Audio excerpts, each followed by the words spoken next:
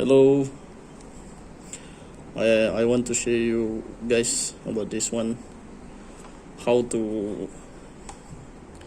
wiring the toggle switch on, off and on to USB encoder. So the wiring diagram will look like this. You need to cross this one to the middle, right or left. I think you should try it first. Maybe the right or the left, I don't know. Actually, I am still learning. This is my first time. So you need two wire of this.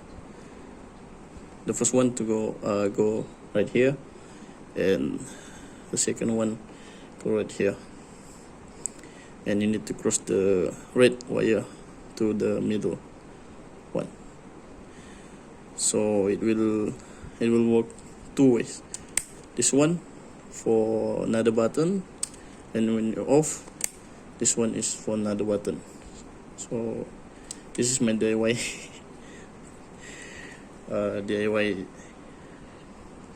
toggle switch for USB for simulator.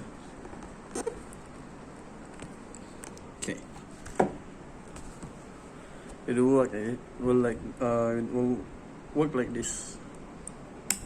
This one is for the upper one, on and off, and then